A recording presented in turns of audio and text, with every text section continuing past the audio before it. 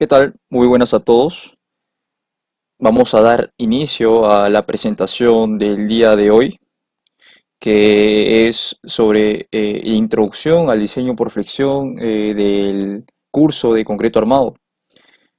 Este video es patrocinado por ASOCIEP, la Asociación de Ingeniería Estructural del Perú, a la cual pertenezco y quiero extender mi agradecimiento por permitirme realizar esa serie de videos que serán subidos paulatinamente, además de realizar ejercicios un tanto reales para que se llegue a comprender el diseño en concreto armado, al menos de elementos de piso, ¿no? Lo que son los elementos tipo columna, tipo viga, losas aligeradas, losas macizas. Como video introductorio nos adecuaremos a nuestra norma peruana, la E060, la norma de concreto armado. Tocaremos nociones básicas para conocer un poco más del diseño a flexión. En ese sentido, empiezo por presentarme. Bueno, mi nombre es Manuel Ramos Farfán, soy estudiante de Ingeniería Civil del noveno ciclo de la Universidad Peruana de Ciencias Aplicadas de UPC de Perú. Como primer punto vamos a tocar una agenda de hoy, qué temas tenemos que hablar para conocer eh, de manera correcta el diseño por flexión según las normativas que nos exigen nuestra norma. Esos son los temas que vamos a tocar. En primer lugar, ¿qué debemos saber antes de empezar a diseñar, ¿no? Por ejemplo, ¿qué temas necesito saber? Ahora, como es el curso de concreto armado, antes hemos cursado ya algunos cursos de estructuras, los cuales nos van a servir para entender mejor el comportamiento de nuestras estructuras. Después vamos a hablar sobre las hipótesis de diseño, qué tenemos que considerar para diseñar. Vamos a hablar también sobre qué características y parámetros definen a un material, precisamente del concreto y del acero, que es lo que nos compete a nosotros. Vamos a hablar sobre su comportamiento, la flexión, tanto del acero como el del concreto. Y también vamos a hablar sobre la curvatura, qué pasa en la vida cuando se somete a cargas mayores a las requeridas por la norma. Vamos a hablar un poco de la sección agrietada y qué pasa cuando nuestra estructura falla. ¿Qué tipo de falla sería esta? O saber reconocer qué tipo de falla nos conviene a nosotros para nuestro diseño. Ahora vamos también a ver los métodos de diseño de nuestra norma, ¿no? Que es resistencia nominal, resistencia última. Y finalmente vamos a ver los límites de diseño. Hasta qué punto puedo poner acero o hasta qué punto no, por ejemplo. A ver, como primer punto, qué nos interesa y qué debemos saber antes de comenzar a diseñar? Como ya les había comentado, antes de cursar el curso netamente de concreto armado, hemos ya pasado por algunos cursos de estructuras. Por ejemplo, como el primer curso de estructuras que vemos es la estática. Luego seguimos con mecánica de materiales. Y después el análisis estructural. Por ejemplo, ¿qué debemos saber en estática al menos? ¿O qué podemos rescatar acerca de ello? ¿Qué es lo más importante que nos permite saber estos cursos? Por ejemplo, en estática nosotros hallamos finalmente los diagramas de momento flector y de fuerza cortante, los que nos va a servir nosotros para nuestro diseño. En mecánica de materiales, ¿qué debemos conocer? Por ejemplo, el esfuerzo máximo, cuánto se puede flectar una viga, cuánto no, la flecha máxima también. Así también como la distribución de esfuerzos a lo largo de un elemento, de una sección rectangular, por ejemplo, donde se encuentra la tracción y la compresión, que vemos en el análisis estructural. Por ejemplo, vemos deformaciones causadas a partir de fuerzas que están aplicadas lateralmente, la cual para nosotros pues es el sismo, ¿no? Aprendemos a usar el método matricial para calcular esas deformaciones o la rigidez de la estructura o también del elemento. Y no tan solo cargas laterales, también cargas de gravedad, pues, ¿no? Que actúan en la losa. usamos la fórmula general de la elasticidad, la ley de Hooke, la cual me dice que la carga es directamente proporcional a la rigidez del elemento como a su deflexión. También vemos métodos aproximados como el teorema de Castigliano, método de carga unitaria, método de Müller-Breslau para líneas de influencia, también como el teorema de Hardy-Cross, o también conocida como la redistribución de momentos, método de la flexibilidad, o también el método de la rigidez no sistematizada. Entonces, ¿qué debemos asumir antes para diseñar? Por ejemplo, las primeras hipótesis. El equilibrio, ¿no? La sumatoria de fuerzas igual a cero, así mismo también como los momentos. En nuestro caso, en las dos direcciones. Compatibilidad, la compatibilidad de deformaciones antes, durante y después de la deformación total de la viga. O sea, las secciones se mantienen iguales. La deformación última, por ejemplo, la del concreto, nosotros tenemos que considerar que es 0.003. El agrietamiento, que las secciones se agrietan y ya no tomaremos la sección total.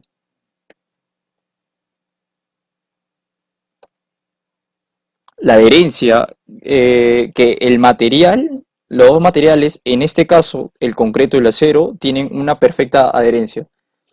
Y los diagramas de esfuerzo de formación. En las gráficas de ambos materiales nosotros podemos predecir su comportamiento.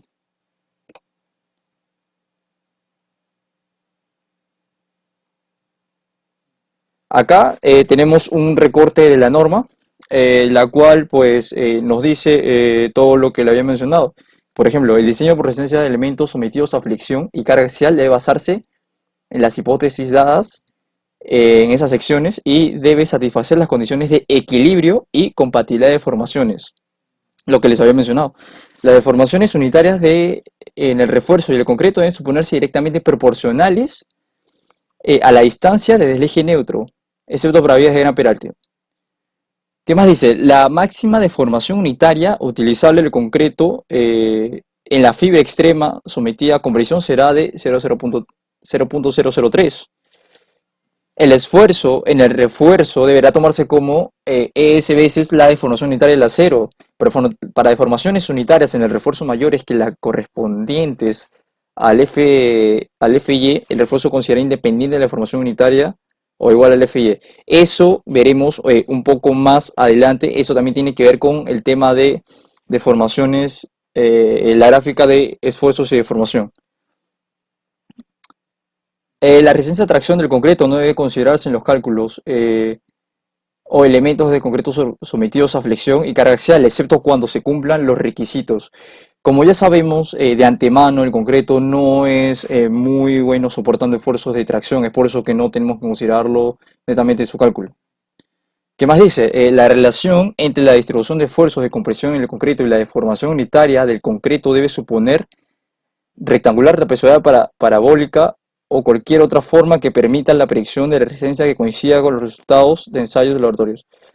Ese tema también lo vamos a hacer. Ese tiene que ver con la resistencia, con la filosofía del diseño, ¿no? O sea, qué métodos utilizamos para calcular esos esfuerzos sometidos al concreto en una etapa última de resistencia. A ver, ¿qué parámetros definen a un material? Por ejemplo, en un ensayo de compresión simple tenemos una probeta de concreto, ¿no? Con una cierta distancia, con una cierta longitud L, una cierta área A, y pues sometida a una fuerza, una carga axial P. Entonces, cuando esta probeta está sometida a esa carga axial, va a haber una deflexión que nosotros vamos a llamar un delta. Y a partir de eso, pues podemos construir una gráfica de carga versus deformación, ¿no? En este caso, nuestra carga está en kilogramos y la deformación en centímetros. Entonces, a medida que se va aplicando la carga, vemos un comportamiento similar a este. Que en cualquier punto, ¿qué es lo que me indica? Que, por ejemplo, con una carga de 20 se va a deformar 0,5 centímetros, ¿no? Pero tenemos un problema, esta gráfica solamente es para esta probeta, es decir, Si yo quiero replicar esto, no voy a poder hacerlo porque voy a tener que hacer todas las pruebas en este elemento. Ahora, ¿cómo yo puedo replicar esta misma gráfica, pero para decir que yo quiero independizarme de ese elemento? O sea, yo no quiero que mi diagrama dependa de un área o de una cierta distancia L. Entonces, lo que puedo hacer es dividir esa carga entre esa área. Lo que voy a tener es algo que nosotros llamamos esfuerzo y lo representamos por este símbolo, ¿no? Al igual que esa deformación, yo la voy a dividir entre la longitud total y voy a tener este símbolo épsilon, la cual vamos a llamar deformación unitaria y al otro esfuerzo. Entonces, a partir de estos dos parámetros, podemos construir la siguiente gráfica. Ahora, en el eje de las ordenadas, tengo los esfuerzos que están en kilogramos sobre centímetro cuadrado y en el eje de las abscisas tengo las deformaciones unitarias. Lo cual también va a asemejar un comportamiento como pueden ver allí. Entonces, ¿qué es lo que significa esta gráfica? Que por ejemplo, en cualquier punto, cuando yo divido esta área, por ejemplo, digamos de que esa área vale 10. Entonces, ¿qué es lo que yo voy a tener? Lo divido, entonces me sale un valor de 2. Voy a tener un esfuerzo de 2 kilogramos por centímetro cuadrado. Y pues digamos de que esa cierta longitud valga 20 centímetros, ¿no? Lo que tendremos al final es una deformación unitaria de 0.025.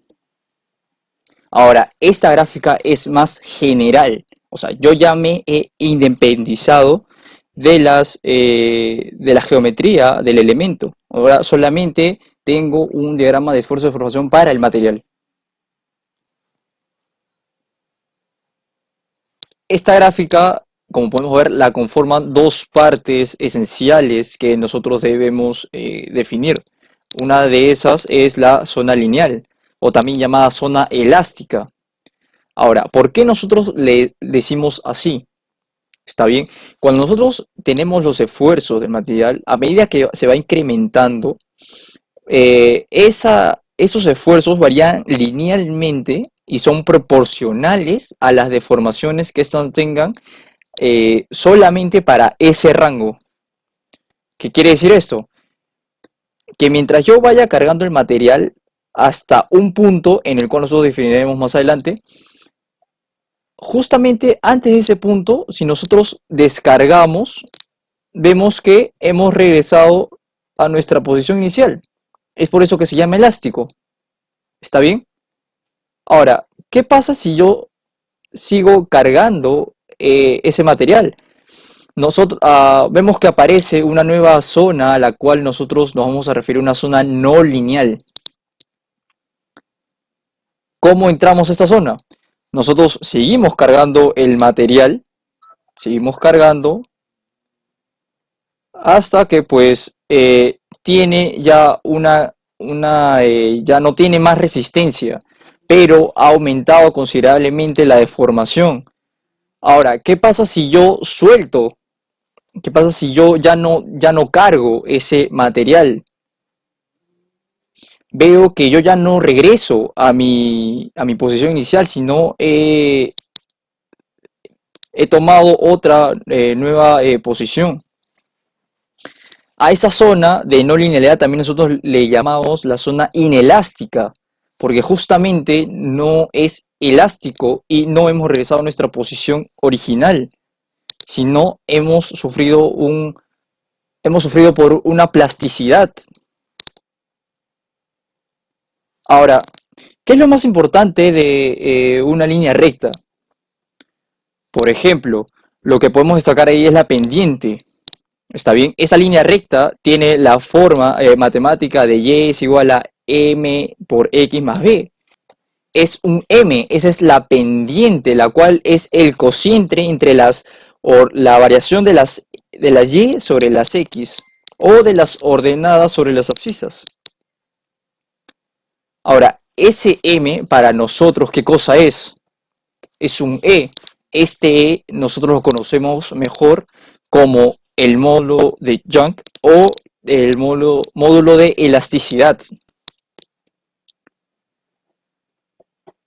Ahora, ¿qué quiere decir esta pendiente? ¿Qué significa este módulo de elasticidad? Esto me indica qué tan rígido o no es el material. Otra cosa que debemos también de notar es que esta variación de las deformaciones también nos debe importar. Nosotros, ¿cómo le vamos a llamar a esto? ¿Está bien?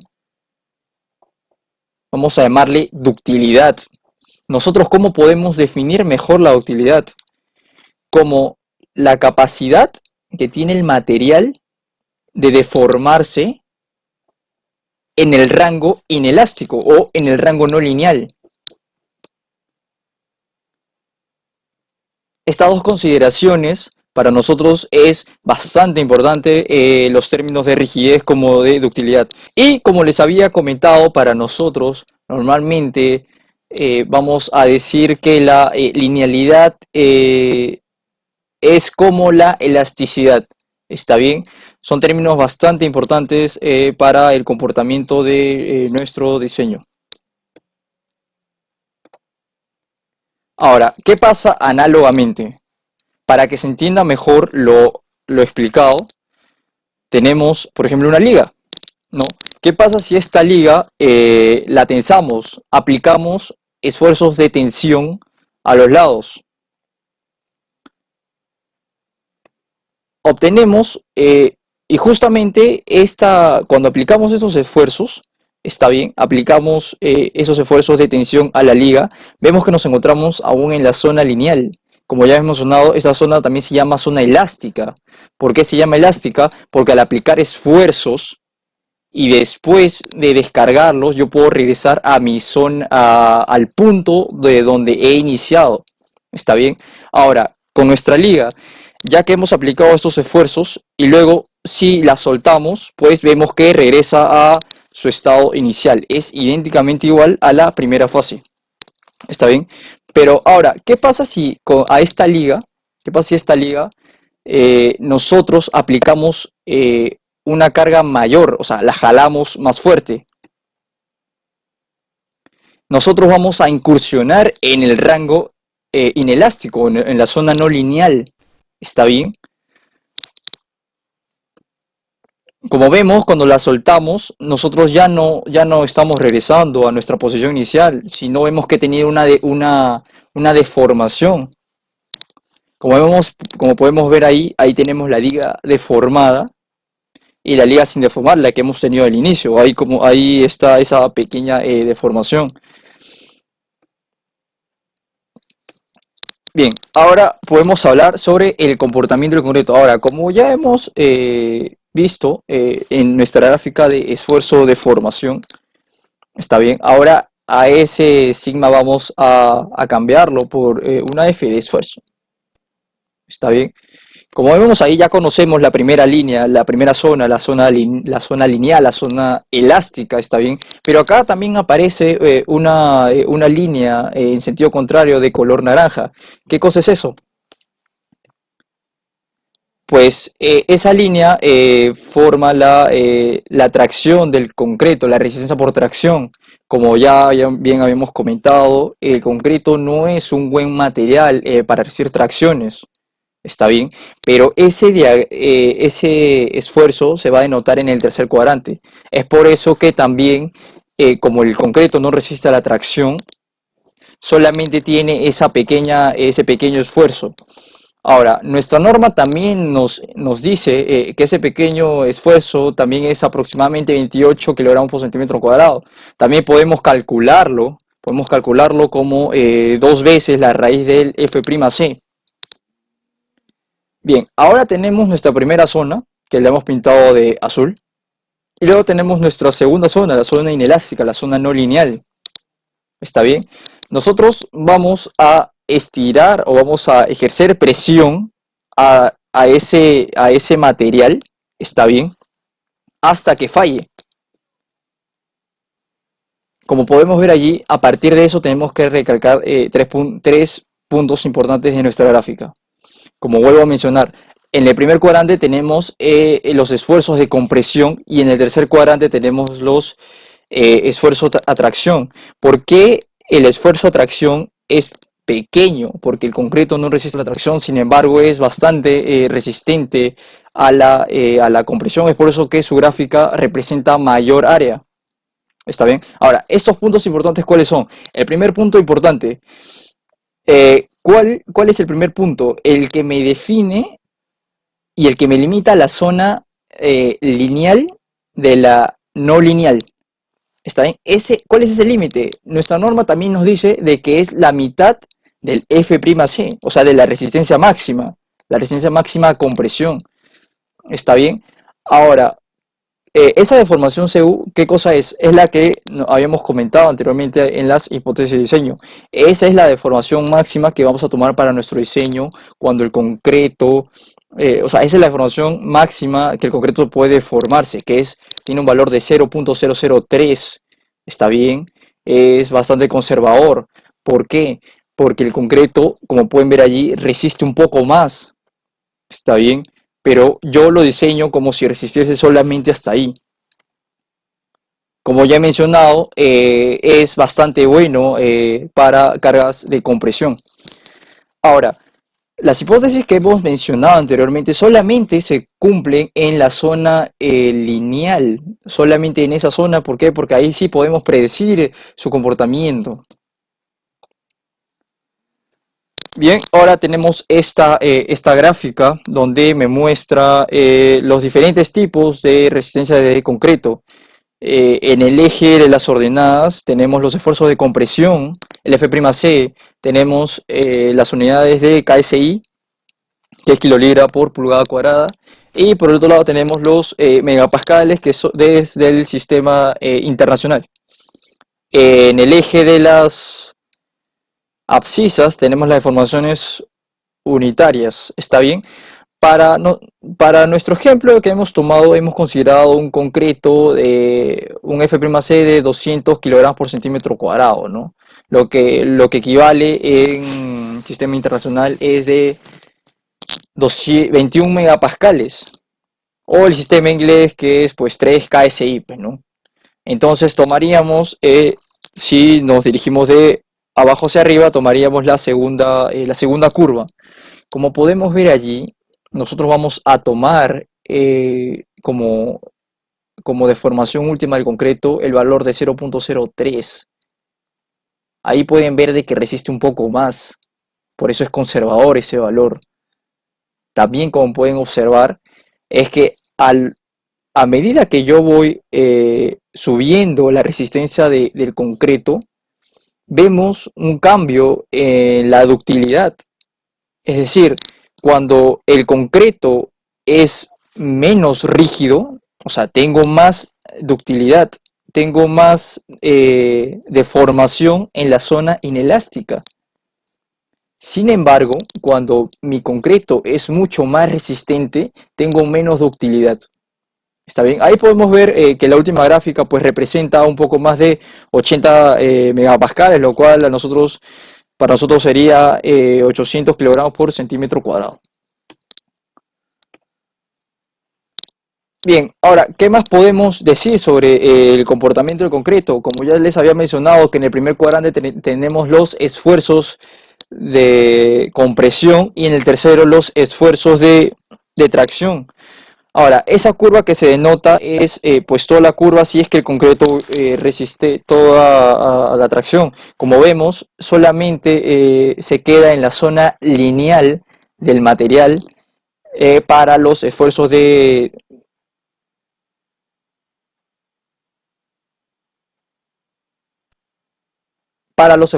tracción.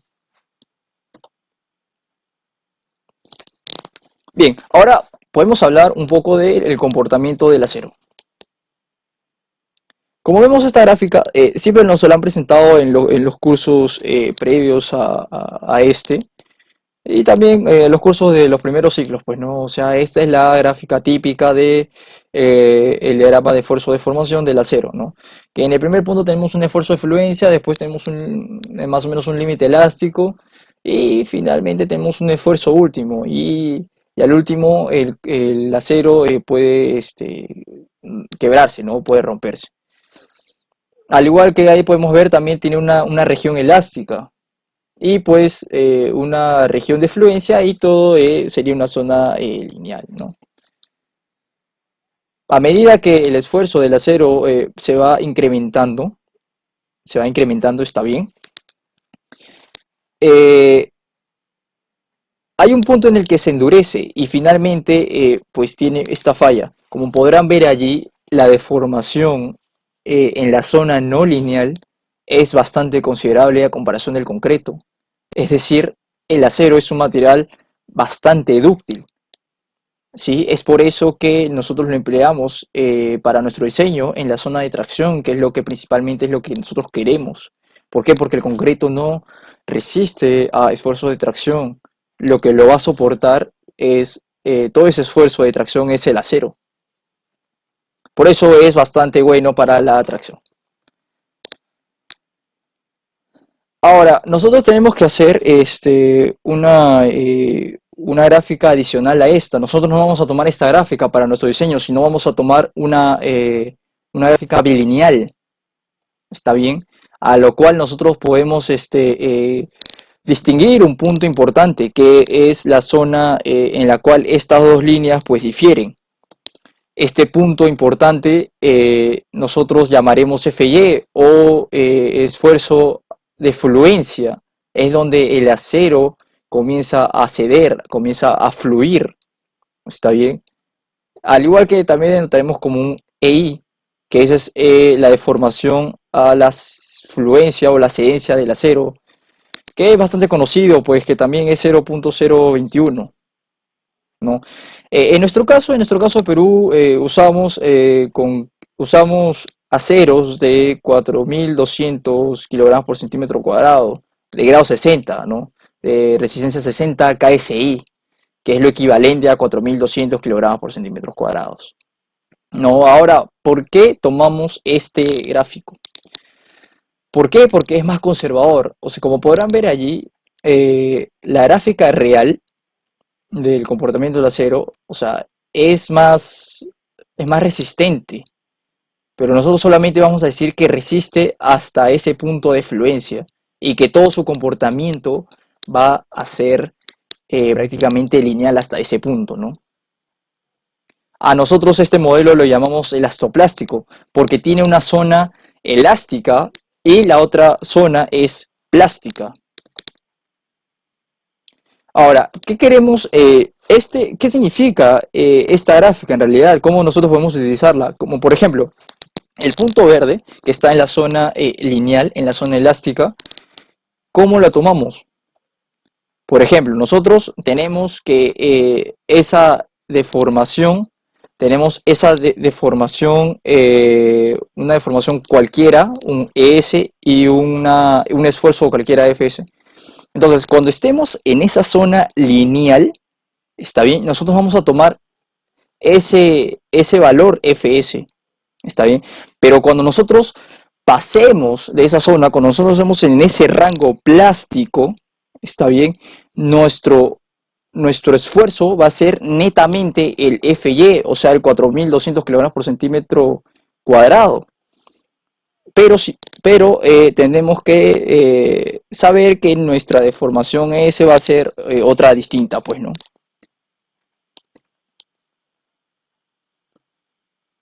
Bien, acá tenemos algunas gráficas también. ¿Qué es lo que nos dice? Bueno, en el eje de las ordenadas tenemos los esfuerzos en el sistema inglés, KSI, y en el eje de las... Y bueno, y en el otro eje tenemos megapascales, pues, ¿no? El sistema internacional.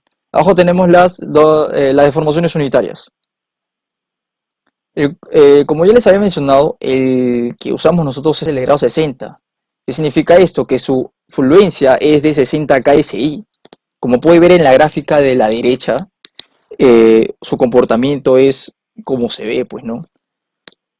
O sea, el esfuerzo máximo a la cedencia o a la fluencia es 60 y luego va subiendo hasta que llega un punto en el que alcanza su resistencia máxima y luego pues cae y se rompe, pues, ¿no? Bien, ahora vamos a entrar al comportamiento a fricción. La primera fase es del concreto no agrietado. ¿Cuándo sucede esta etapa? Cuando los esfuerzos a tracción son menores al esfuerzo de ruptura. ¿Está bien? Como ya he mencionado, nuestra norma nos dice de que ese esfuerzo de ruptura es 2 veces la raíz del F'C. Y esto solamente ocurre pues en la zona a tracción. Ahora tenemos nuestra viga simplemente apoyada, a lo cual vamos a ejercerle momentos pequeños. ¿Está bien? Vamos a analizar qué ocurre en la zona de tracción, qué ocurre con el concreto y qué ocurre con el acero. ¿Está bien? En primer lugar tengo el concreto. ¿Está bien? Esa es la zona lineal. ¿Está bien? ¿Dónde nos encontramos nosotros? Nos encontramos en ese punto verde. Ahora, hay que aclarar que por temas de practicidad, esta gráfica es la gráfica de compresión. Ahora, por temas de practicidad, hay que aclarar que esta gráfica, por temas de practicidad, eh,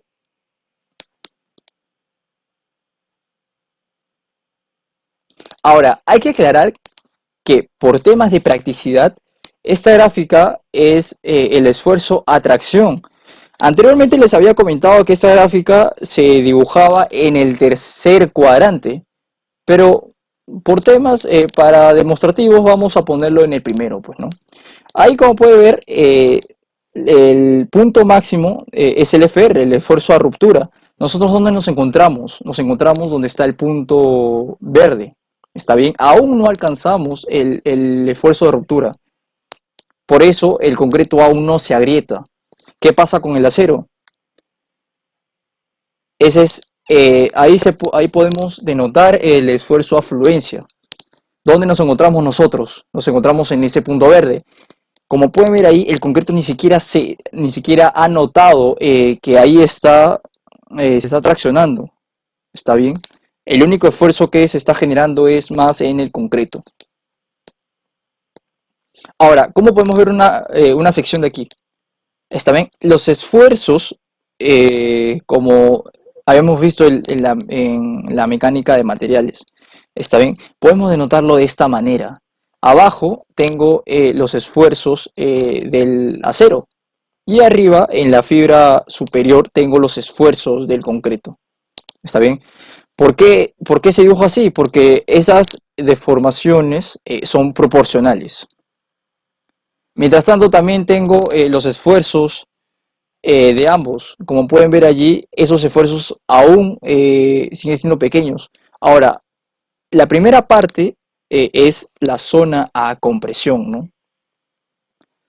Que va, la zona a compresión que pues se denota por esta letra C, que es la distancia del eje neutro hasta la fibra superior de la sección. ¿Está bien? Eso en esta etapa me va a dar esfuerzos pequeños, como podemos también pues ver en la gráfica de esfuerzo de formación, pues, ¿no? Esos son los esfuerzos y esas son las deformaciones. Como yo les había mencionado, el acero ni siquiera se entera de que pues esa viga está siendo flectada. El único que se está enterando ahorita solamente es el concreto. ¿Está bien? Por eso es que el punto verde está más arriba que el del acero. La segunda etapa que tenemos que ver es la etapa del concreto agrietado. ¿Está bien? En esta etapa cuando el concreto se agrieta. ¿Cuándo sucede? Pues cuando los esfuerzos ya pasaron el esfuerzo a ruptura. ¿Está bien? A ver, ¿qué más? ¿Cuándo empiezan a surgir las grietas? ¿En qué momento empiezan a surgir las grietas? Exactamente cuando ese esfuerzo es igual al esfuerzo de ruptura. ¿Qué más? ¿En dónde aparecen las grietas? Pues cuando nosotros vamos a denotar un momento de agrietamiento, el momento en el que comienzan a surgir esas grietas, ¿está bien? ¿En qué lugares aparecen esas grietas? Pues cuando el momento de agrietamiento es menor a un momento que va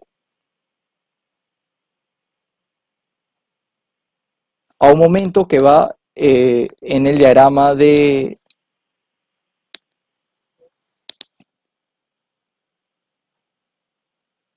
pues a un momento i en el diagrama de momento flector.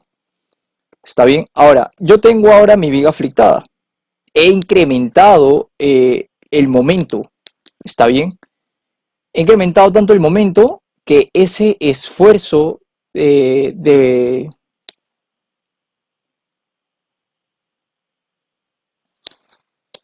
He incrementado tanto la carga que el esfuerzo que se ha generado en la fibra inferior ha pasado el esfuerzo a ruptura. ¿Está bien? Ahora, ¿qué sucede en tracción? En la gráfica del concreto, como pueden ver allí, el punto verde, yo ya he pasado el esfuerzo a ruptura.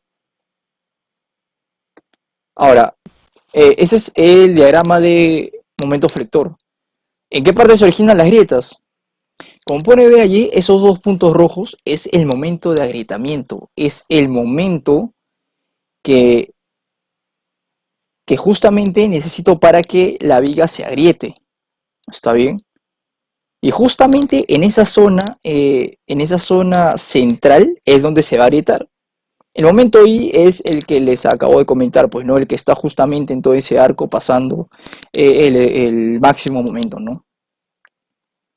Y eso pues solamente ocurre en la fibra inferior. ¿Está bien? Ahora, ¿qué pasa en una sección? ¿Qué está pasando en una sección? Los esfuerzos que ya tenía y ya les había denotado el C, ¿está bien? Van a incrementarse. O sea, va a haber más esfuerzo en la zona de tracción y menos esfuerzo en la zona de compresión. Por eso, ese C va a disminuirse. Esa distancia C va a disminuirse. El eje neutro con el C van a subir. ¿Por qué? Porque esa zona debajo del eje neutro son los esfuerzos a tracción. ¿Está bien? Son los esfuerzos a tracción. Y como ahí va a tomar la mayor carga, lo que se va a disminuir son los esfuerzos a compresión. Es por eso que se va a subir. Bien, ahora, mientras todo esto ocurre, ¿qué pasa arriba?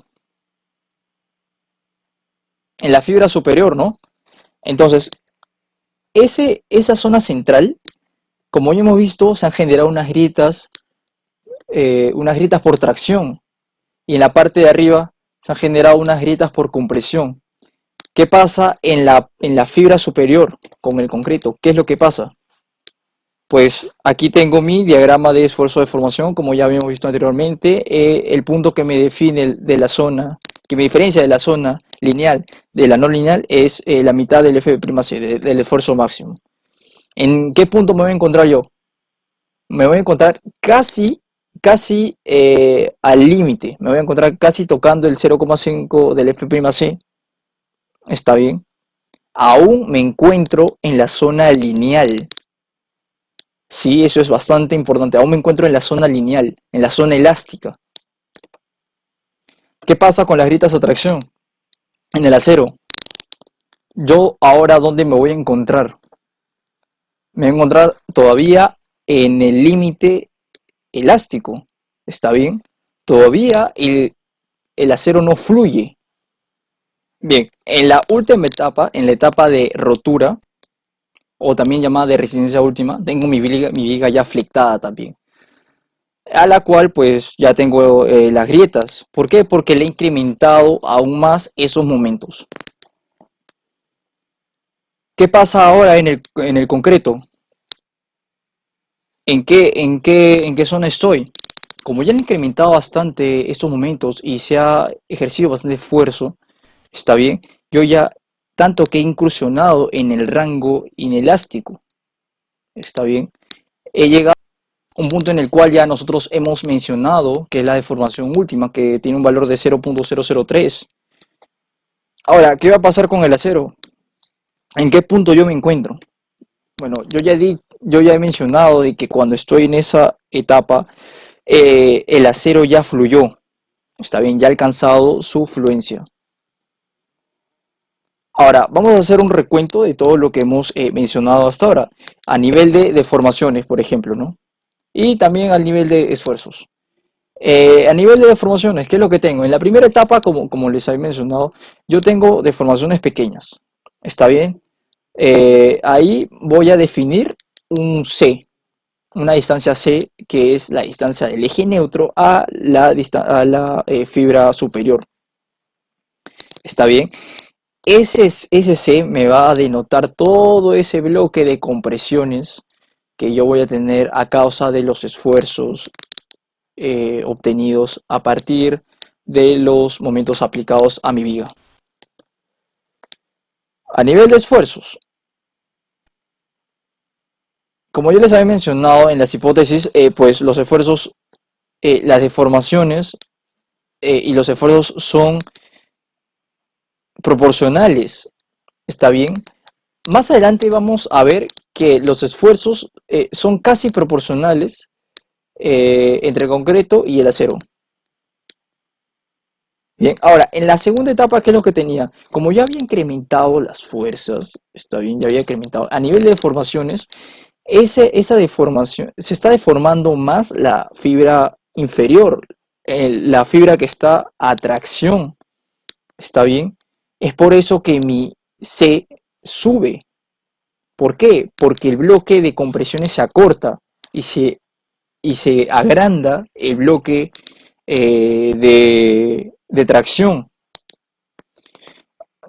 Aquí lo he dibujado con líneas punteadas en los esfuerzos. ¿Por qué? Porque esa parte como que ya no existe. Esa parte del concreto ya, pues el concreto ya no trabaja. Lo único que se está llevando todos los esfuerzos es la tracción.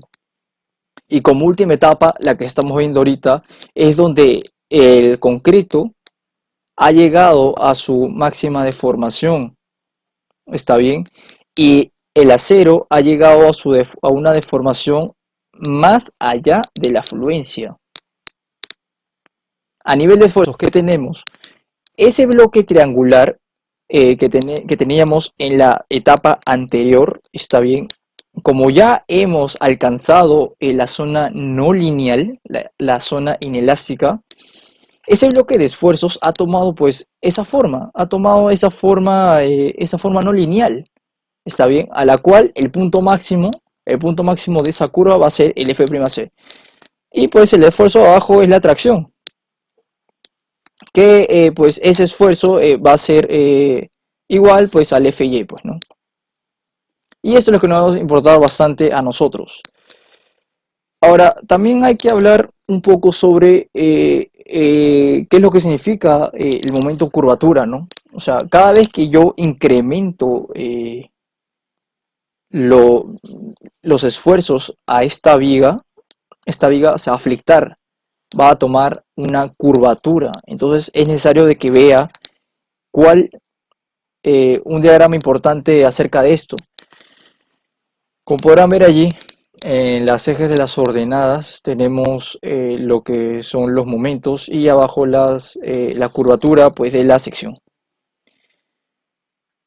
La primera línea es una zona lineal, es una línea recta, que el máximo punto es el momento de agrietamiento, como ya se había comentado, que es el momento en el cual necesito para que se originen las grietas. ¿Está bien? ¿Qué es lo que significa? Que a medida que yo aumento el momento, hasta llegar al momento de agrietamiento, se va a curvar un poco. La viga se va a curvar un poco. ¿Está bien? Y hay como que una zona de transición ahí media bueno, que la imagen dice grietas de tensión de concreto. Pues no, claro, ahí ahí es cuando se originan a partir de las grietas. Ahora, la segunda línea, que también se puede aproximar a una línea recta, como podrán ver allí, las pendientes, esas pendientes, son distintas. Ahora, ¿por qué son distintas? ¿qué habíamos dicho? De que pues esa pendiente disminuye la rigidez a flexión, que para nosotros va a ser como que un E por I. ¿Qué significa? El E es el módulo de elasticidad y el I es la inercia de la sección, pues, ¿no? Multiplicado estos dos parámetros, pues nosotros entendemos como una resistencia a la flexión. ¿Está bien? ¿Por qué la pendiente es distinta a la primera? Porque ha perdido ahí resistencia a la flexión. Está bien, porque los momentos se han incrementado y pues la viga se ha curvado más. Eh, entonces, aumentamos los momentos hasta que llegamos a un momento de excedencia en el cual las varillas del refuerzo de abajo ya están fluyendo. Y como podrán ver allí, a partir de ese punto, solamente necesito un momento un poco pequeño para que ya se curve totalmente, la viga, pues, ¿no? ¿Qué más nos toca ver? Bueno, esta gráfica es bastante interesante. ¿Qué es lo que significa? Como ya hemos visto, ¿no? Lo que les había comentado. Esta gráfica también es momento de curvatura, digamos de una cierta forma, pues, ¿no? Que lo presenta así un libro. La primera línea, ahí podemos ver que dice un IG. Ese IG es la inercia bruta que nosotros conocemos. Ahora, ¿qué significa? ¿Por qué está señalado en esa línea? En la primera zona, antes de llegar al momento de agrietamiento, pues la sección está entera, o sea, no tiene grietas. Es por eso que esa resistencia que nos ofrece la sección de la viga es enteramente, digámoslo así, fuerte, pues no. Cuando nosotros sobrepasamos ese momento de agrietamiento, como podrán notar allí, ahí dice un ICR, esa es la inercia de agrietamiento. Ahora, ¿por qué cambia? Porque cuando la viga ya se está flectando, como hemos visto anteriormente, las grietas surgen en la parte de abajo. Es como que esa zona ya no va a ofrecerme resistencia, sino ahora me va a ofrecer resistencia un porcentaje de la sección. ¿Está bien? Y podrán notar allí que pues las pendientes también son distintas, ¿no? ¿Qué más dice? Bueno, ahí podrán ver líneas punteadas que dice un IE. Ese IE, ¿qué cosa es? Es la inercia efectiva. Es esa IE es la inercia que yo voy a utilizar para mis cálculos, pues, ¿no? Bien, en la imagen de la derecha, en el eje horizontal, tenemos un cociente que es m, el momento actuante entre el momento de agrietamiento, y en el eje vertical tenemos la inercia efectiva, ¿no? De líneas punteadas, y arriba tenemos eh, la inercia total. Ahora, ¿qué significa esta gráfica? Por ejemplo, el momento de actuante sobre el momento de agrietamiento, ¿qué pasa si ese cociente es igual a 1?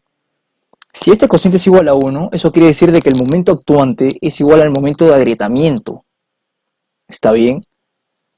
Si el momento actuante es igual al momento de agrietamiento, ese es el límite cuando van a empezar a surgir las grietas. ¿Está bien? Entonces, desde 0 a 1, yo todavía puedo utilizar la inercia total, pero pasando ese límite de 1, es decir, cuando el momento de agrietamiento es menor al momento actuante, esa inercia efectiva va cayendo. Que ahí va cayendo a tal punto de que yo no toque la inercia de agrietamiento. ¿Está bien? Esa es la variación, esa es cómo varía la inercia efectiva, pues, ¿no? Con la relación de los momentos. Bien, ahora nos toca hablar sobre el método de la sección agrietada, ¿está bien? Como ya les había comentado antes, los esfuerzos no van a ser literalmente iguales. ¿Por qué? Porque la sección que más va a estar esforzada es la del acero. Y además que sus módulos de elasticidad son diferentes. Como bien sabemos, por ejemplo, una viga de concreto armado es un material heterogéneo. Y yo no puedo calcular deflexiones, ni mucho menos si está agrietado o no en un material heterogéneo, tiene que ser homogéneo. Entonces, pues surge la necesidad de, digamos, entre comillas, transformar este esfuerzo del acero en concreto. A ver, ¿qué es lo que tenemos en esta imagen de aquí? Bueno, tenemos una viga, una sección de una viga convencional, ¿no? De concreto armado. En la cual, pues, de manera gráfica me dicen que los esfuerzos van a ser iguales, digámosle, proporcionales, pues, en cierto sentido, y que los esfuerzos, ahí gráficamente se ve que el del acero tiene mucho más. ¿Por qué? Porque el módulo de elasticidad es mayor, ¿está bien? Entonces surge la necesidad de, pues, transformar este esfuerzo en esfuerzo de concreto. Y voy a tener finalmente como que una sección ficticia, una sección que no existe de pues haber hecho esa transformación, que es como que la misma sección como una especie de mechas pues a los costados, ¿no? Entonces, ¿cómo yo voy a hacer eso? Partimos pues de la ecuación que decimos que que los deformaciones van a ser iguales, proporcionales, pues entonces la razón del esfuerzo y el módulo de elasticidad también lo serán. Y luego aquí surge un nuevo término que pues vemos que es n. Este n es el cociente entre el módulo de elasticidad del acero entre el del concreto. ¿Cómo yo voy a llamar a este n? Voy a llamar como una razón modular, ¿no?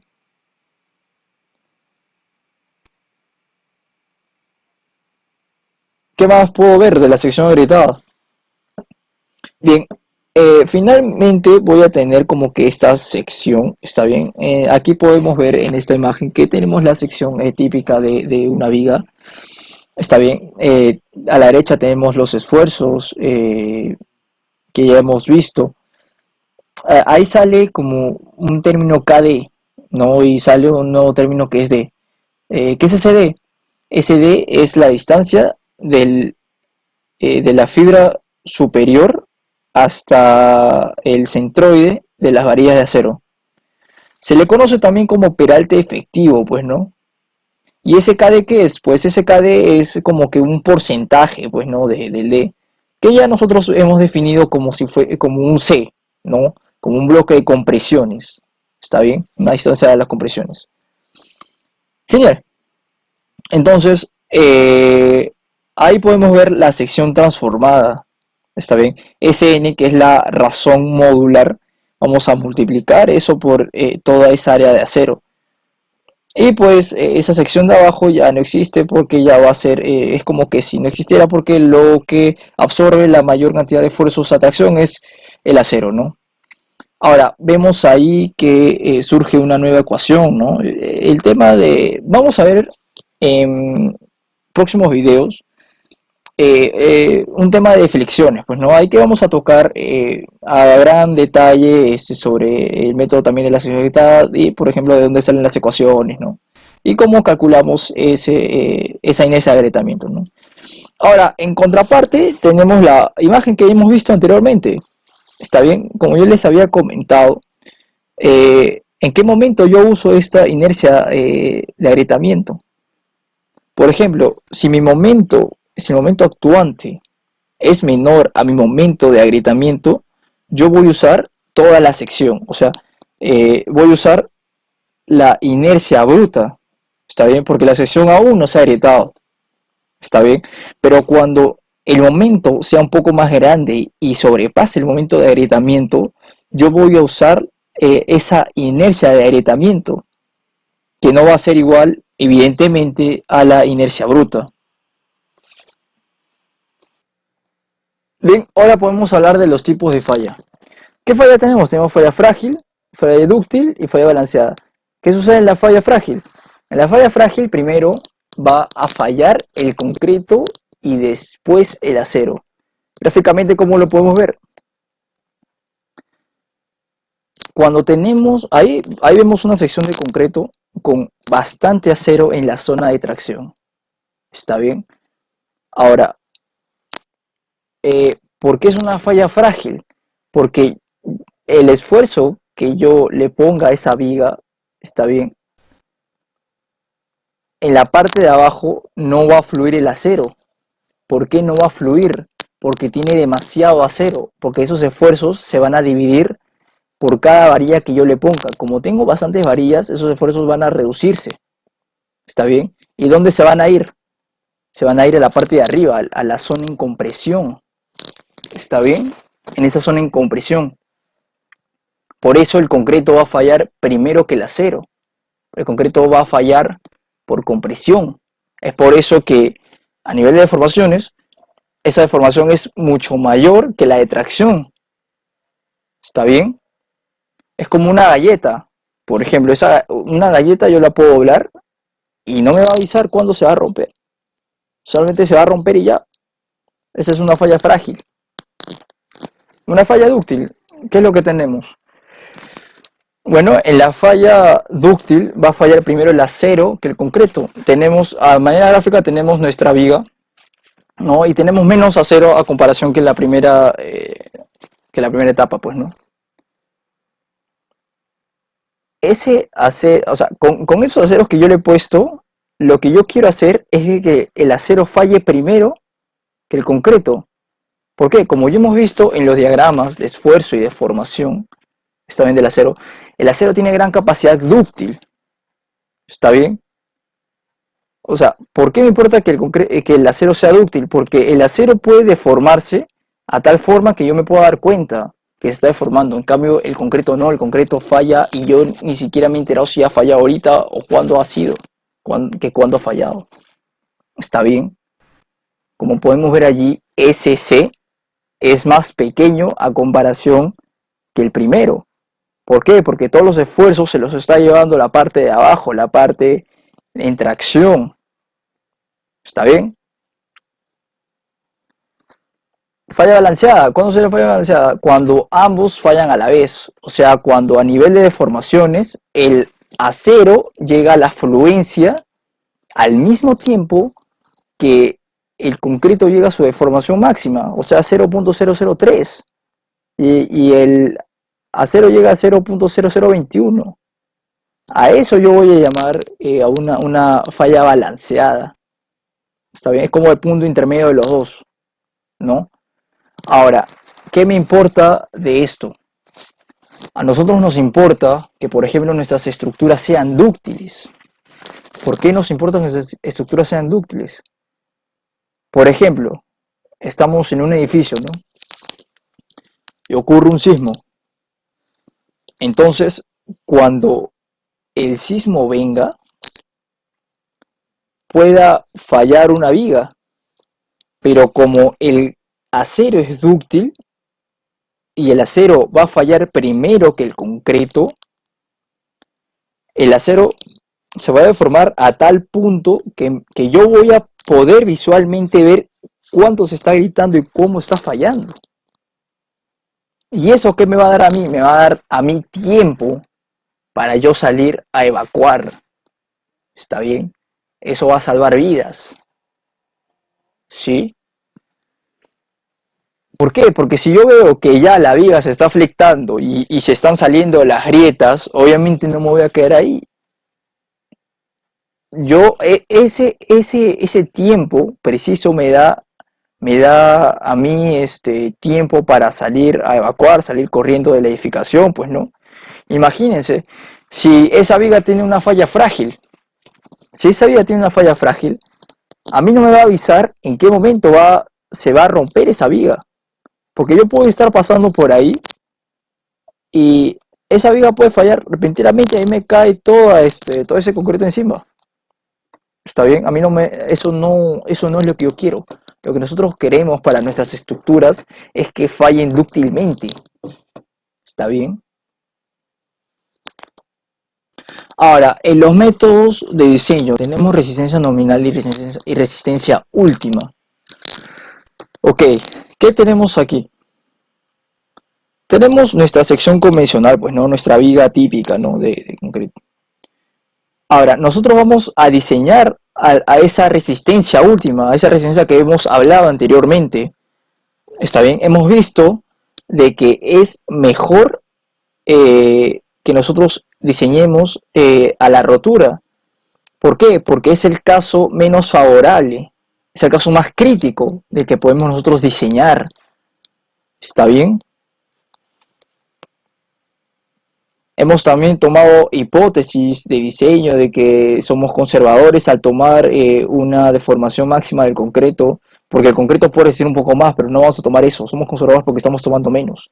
Somos conservadores también porque en la gráfica de esfuerzo de formación del acero no estamos tomando la gráfica real, estamos tomando una, un modelo, digamos, matemático de esa gráfica, ¿no? Un modelo bilineal, un modelo elastoplástico.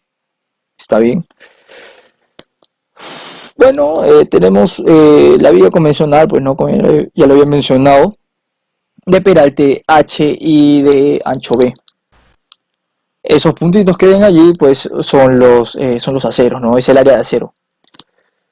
Entonces vamos a definir esto como una primera parte, como una compatibilidad de deformaciones, ¿no? Como ya hemos mencionado, aquí tenemos las deformaciones últimas. ¿Está bien? Tenemos nuestro C que ya hemos definido y nuestro D que ya habíamos comentado que pues es el peralte efectivo, pues, ¿no? La deformación máxima del concreto es 0.003 y el acero va a alcanzar una deformación más allá de la efluencia, pues, ¿no? O sea, es mucho mayor a la efluencia a esa deformación que tiene. Como segunda etapa vamos a ver las leyes constitutivas, pues, ¿no? O sea, en esa resistencia tenemos las deformaciones y tenemos los esfuerzos de la sección, ¿no? Ahí tenemos ese bloque de compresiones. Ahora, nosotros debemos sacar, o sea, cuánto vale esa fuerza distribuida, la necesitamos convertir en una fuerza puntual, ¿está bien? Ahora, ¿cómo podemos convertir una fuerza puntual? Pues esa es muy compleja hallar esa ecuación de ese bloque de compresiones, ¿está bien? Entonces, ¿qué es lo que ha hecho Whitney? ¿No? Ha creado como que un método aproximado para hallar esa fuerza puntual, ¿no? Ya no vamos a utilizar ese bloque de esfuerzos, el real, sino vamos a utilizar un bloque rectangular, ¿no? A la cual podemos dibujar de esta manera. Como podemos ver allí, ese bloque en rojo, ¿cuánto va a valer? Ya no va a valer F'C, ¿está bien? Sino va a valer el 85% de esa resistencia máxima, ¿está bien? Y ya no va a tener un largo de C, sino de A. Eh, Más adelante vamos a definir cuál es ese A. Y pues abajo tenemos la tracción del acero. Ahora, es más fácil saber y calcular cuál es esa fuerza puntual de ese bloque de compresiones, pues, ¿no? Ese bloque de compresiones nosotros llamaremos que es CC, pues, ¿no? Compresión del concreto. Como es un bloque de compresiones y como sabemos de la estática, como de una fuerza distribuida sacar una fuerza puntual, ¿está bien? Es el área de ese bloque por el espesor. El espesor es B, ¿está bien? Entonces, ¿cómo sería? Sería 0,85% del F'C multiplicado por la altura A y pues por la otra dimensión, que es perpendicular pues a la pantalla, que es B. Entonces, al yo tener esa fuerza puntual, es la ecuación que me queda allí. ¿Cómo definimos la tracción del acero? Como el esfuerzo a afluencia multiplicado por el área de acero total. Ahora, acá se va a crear un par de fuerzas. Está bien. Este par de fuerzas que voy a tener va a tener una distancia, si sacamos ahí los cálculos, que es de menos a medios. Está bien. Eso me va a entregar de que esa sección me dé una resistencia a fricción. Esa sección me va a dar una resistencia a fricción, a la cual nosotros llamaremos momento nominal. Es el momento resistente de la sección de la viga. Ahora, el A, ¿cómo lo definimos? El A lo definimos como un porcentaje también, es un porcentaje de SC. ¿Está bien? Ahora, ese porcentaje, ¿cuál es? ¿Cuál es ese beta? ¿Está bien? Ese beta va a cambiar de acuerdo al F'C, o sea, a la resistencia a compresión que nosotros utilicemos, de acuerdo al concreto, pues, ¿no? ¿Cómo va a variar?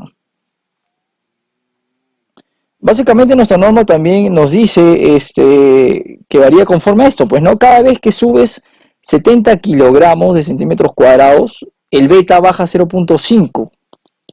¿Está bien? Por ejemplo, nuestro beta inicia con 0.85. Por ejemplo, para nosotros que estamos utilizando para este ejemplo un F'C de 210, nuestro beta, ¿cuál sería? 0.85. ¿Está bien? Si nuestro F'C sería 280, ¿cuál usaríamos? También 0.85. Si fuese 245 kilogramos por centímetros cuadrados, ¿qué beta usaríamos? Usaríamos 0.85. ¿Está bien? Ahora, ¿qué pasa si yo aumento 70 kilogramos? ¿Saben? Cuando yo aumente 70 kilogramos, por ejemplo, si yo aumento la resistencia a la compresión de 280, si yo subo 70 kilogramos, voy a tener una resistencia de 350. Eso quiere decir ¿qué cosa? Que el beta va a bajar 0.05, o sea, para una resistencia de 350 yo ya no voy a usar 0.85, sino yo ya voy a utilizar 0.80. ¿Está bien? Así bajando hasta llegar hasta un beta de 0.65. Para F'C mayores a 5.60, pues, ¿no? Estos valores de aquí yo lo puedo interpolar linealmente, ¿no? Ahora, otra etapa que tenemos que ver es sobre el equilibrio, ¿no? El equilibrio de fuerzas. Como ya sabemos, es sumatorio de fuerzas igual a 0 y sumatorio de momentos igual a 0. ¿Qué vemos en la sumatoria de fuerzas? ¿Qué tenemos? Que la compresión del concreto va a ser igual a la tracción, ¿no? Porque eso es lo que tenemos allí en esa gráfica. Y reemplazando, pues tenemos 0.85 de F'C por A por B, ¿no? Y en el otro miembro tenemos todo el acero, todo el área de acero por el esfuerzo a afluencia. Ahora, en la sumatoria de momentos, ¿qué es lo que tenemos? Ese momento nominal va a ser igual, como es un par de fuerzas, yo puedo poner que es, digamos, a la atracción, pues, ¿no? Como yo ya he dicho anteriormente que la compresión del concreto es igual a la atracción, puedo coger esas dos fuerzas, ¿por qué? Porque al final es un par. Entonces, para este caso voy a coger que es la atracción, ¿no? Como es momento, es la fuerza por la distancia, o sea, por el brazo de palanca, pues, ¿no? Que el brazo de palanca sería de menos a medios. Entonces, reemplazando, pues tengo que el área de acero total por el Fy por todo ese brazo de palanca. O también, como yo les había comentado, puedo utilizar ese bloque de compresión, esa fuerza puntual de la compresión. ¿No? Ahí está. Ahora, ¿y después qué hago? Después de eso, ¿qué cosa hago? Nuestra filosofía de diseño nos dice de que esa resistencia nominal que tenemos, vamos a multiplicarlo por un factor phi. Y, y todo ese múltiplo tiene que ser mayor a una resistencia última. ¿Está bien? Esa es nuestra filosofía de diseño. Esa resistencia última es de dónde sale. Ahorita lo vamos a ver. Por ejemplo, para nuestro caso en flexión, ya sabemos de dónde, cómo sale el momento nominal. ¿Está bien? No hemos hablado aún del phi y mucho menos del MU, que ahorita vamos a definir qué cosa es. Momento último, ¿no? Como, como ya hemos mencionado, ese momento último viene del análisis estructural. O sea, cuando yo hago mi método de cargas, pues, ¿no? Y al final yo hallo los diagramas de flectores y de cortantes. Eso es lo que me va a mí a importar. Como yo estoy trabajando a flexión, estoy estudiando los momentos que me causan esa flexión. Entonces, lo que a mí me va a importar son los diagramas de momentos flectores.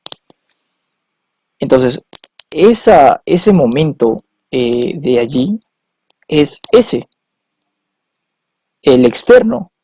También se conoce como momento requerido o momento último, ¿no? El MN, que es el momento nominal, también se lo conoce como momento solicitante o momento teórico. Ahora, ese phi, ¿qué cosa es? Ese phi multiplicado por ese MN, a todo ese múltiplo se le llama momento de diseño. Ese phi va a ser un factor de reducción.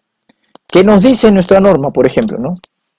A ver, nuestra norma nos dice, como estamos trabajando a flexión, ese phi va a ser 0,90, ¿no? Ahora, ¿qué estamos haciendo aquí? Ahora, ¿qué estamos haciendo aquí? Aquí estamos haciendo mucho más también conservadores. ¿Por qué? Porque nosotros, mediante ese phi, estamos reduciendo la resistencia del momento, o sea, estamos reduciendo el momento resistente que me ofrece esa viga y la estamos comparando con la carga actuante, ¿no? Todo ese momento de diseño va a ser mucho menor, pues, ¿no? ¿Por qué? Porque la viga, por ejemplo, me resiste 20 toneladas. Pero con ese phi yo le estoy reduciendo, le estoy diciendo de que, oye, ya no me resiste 20, sino tú vas a resistir, no sé, digamos 18, por ejemplo. ¿Está bien? Digamos de que mi momento último sea 15. ¿Está bien? Entonces 18 contra 15, oye, estoy bastante bien, ¿no? Ahora, imaginémonos que el momento último sea 20, ¿no? Y mi momento nominal sea 22. Pero por ese phi, ese 22 se va a reducir a 18. Oye, pero mi viga me está resistiendo 22. Y lo que me está solicitando las cargas de afuera es 20. O sea, ¿estoy cumpliendo o no? Según nuestra norma, no. Porque tenemos que multiplicarlo por ese factor de reducción para ser conservadores. Porque con ese factor de reducción, nosotros estamos diciendo de que nuestro momento resistente en realidad es menos cuando verdaderamente resiste mucho más. ¿Está bien? Bien. Ahora, bueno, en límites de diseño, ¿qué es lo que tenemos aquí? Tenemos nuestra sección típica de concreto, ¿no? Con los aceritos que están ahí. Y pues tenemos un nuevo término. Este nuevo término nosotros le llamamos cuantía. ¿Qué es eso? ¿Qué es la cuantía? Es el porcentaje de acero que hay en una sección. ¿Está bien? sea para una viga, una columna o lo que fuese. Matemáticamente, ¿cómo lo definimos? Como el área total del acero entre el BD. El B es el ancho de la viga y el D es el peralte efectivo, ¿no? Que ya anteriormente hemos definido. A ver, ¿cuáles son los límites? Que tenemos una cuantía mínima. ¿Qué me va a definir esta cuantía mínima? Esta cuantía mínima es la menor cantidad de acero que yo le puedo poner a una viga. ¿Para qué? Para que no falle frágilmente. Como ya les había comentado, lo que queremos en esas estructuras es que éstas fallen de manera dúctil. Entonces, por eso la norma me establece un acero mínimo, como vemos ahí, o una cuantía mínima. Bueno, acá podemos despejar, pues, ¿no? El acero mínimo lo dejamos solo y pasamos el B por D al otro miembro y tenemos lo que es cuantía y tenemos esa fórmula que vemos allí. Esa fórmula ya está en el sistema MKS, que es kilogramos, centímetros cuadrados y todo eso. ¿No? Vuelvo a repetir, esa cuantía nos indica que es la cantidad de acero mínima que podemos nosotros colocar en una sección de concreto para que no falle frágilmente. También la norma pues nos define que es una cuantía balanceada, pues no, como que ya habíamos mencionado eso en los tipos de falla. Y se va a denotar por esa ecuación. Próximamente en los videos vamos a detallar de dónde salen esas ecuaciones y cómo calcularlo, pues no, cómo calcular esas cuantías, ¿no? En el próximo video. ¿Qué nos dice nuestra norma? Bueno, nos dice que la condición balanceada se produce en una sección transversal cuando el refuerzo en tracción alcanza la deformación unitaria correspondiente a FY, al mismo tiempo que el concreto en compresión alcanza su deformación unitaria máxima utilizable, que ya hemos dicho que es el 0.003. Este criterio es general y se aplica a secciones de cualquier forma sin acero, compresión o con él. A ver, ¿qué más tenemos? Una cuantía máxima que nos define nuestra norma, que es el 75% de la cuantía balanceada. A ver, ¿qué dice nuestra norma? En elementos no preforzados sujetos a flexión o compresión, de las cuales, bueno, eso lo definimos luego, bla, bla. Aquí nos dice, el refuerzo del acero en tracción no deberá exceder o no deberá pasarse del 0,75 del acero balanceado, pues no. Donde el acero balanceado es la cantidad de acero en tracción que produce la falla balanceada y en la sección de lo que ya habíamos hablado, pues no. Entonces, ¿qué me define esa cuantía máxima? Pues me define que eso es el máximo de acero, lo máximo de acero que yo le puedo poner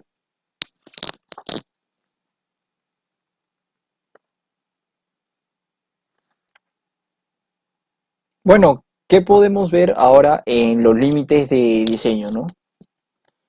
Ahora tenemos nuestra viga típica, ¿no? Convencional, con los aceritos ahí. Y pues ahora nos sale un nuevo término, ¿no? Este término, pues nuestra norma nos indica que se llama cuantía, ¿no? ¿Qué significa esto? ¿Qué significa esta cuantía? ¿Qué cosa es? Ese es el porcentaje de acero que hay en una sección. ¿Está bien? Ahora, a partir de esto, nosotros podemos definir algunos límites. Estos límites sería la cuantía mínima, es la cantidad de acero mínimo que hay que puede haber en una sección que nosotros le podemos poner, pues no. ¿Qué nos dice la norma?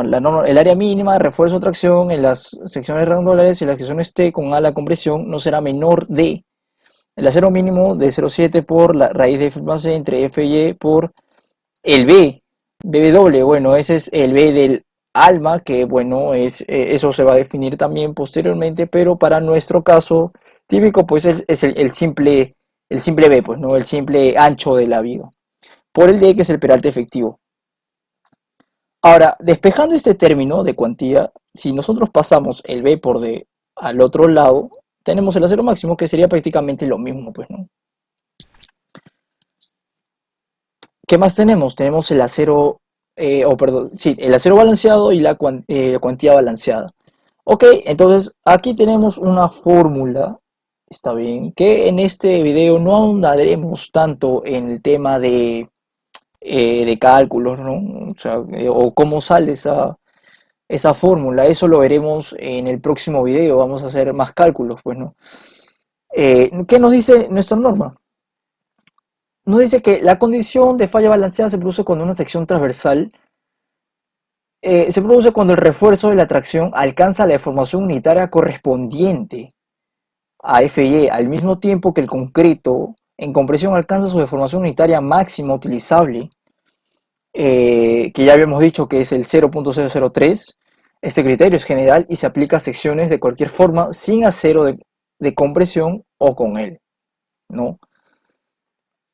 Eh, Entonces, como tenemos un límite mínimo, también deberíamos tener pues un límite máximo, pues no, que en este caso es la cuantía máxima.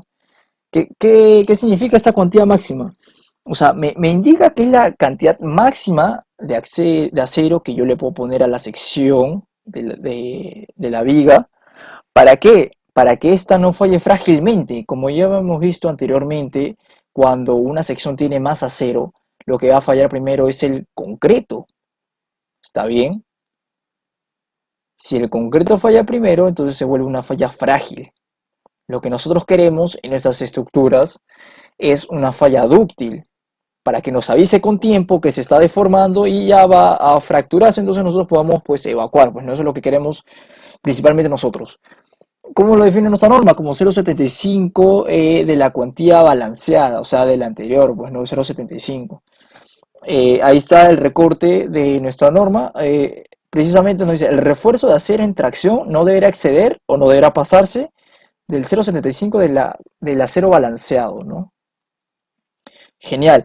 Ahora, de manera empírica, también, pues algunos ingenieros recomiendan que podría hasta usarse como 0,50 de la cuantía balanceada y indican que es como que en zonas sísmicas. O sea, esto viene de estudios empíricos, pues, ¿no? O sea, para que no tenga una falla dúctil.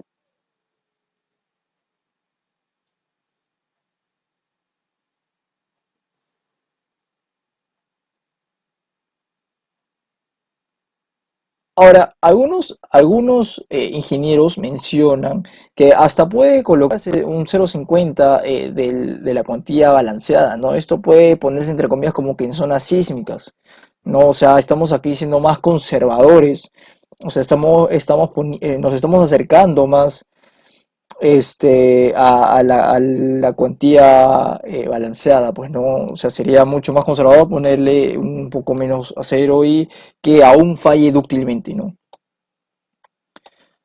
Bueno, señores, eso es todo por parte. Les agradezco bastante por su tiempo y nada, o sea, gracias por la atención prestada. Y pues cualquier duda o comentario siempre será bien recibido. Muchísimas gracias y hasta luego.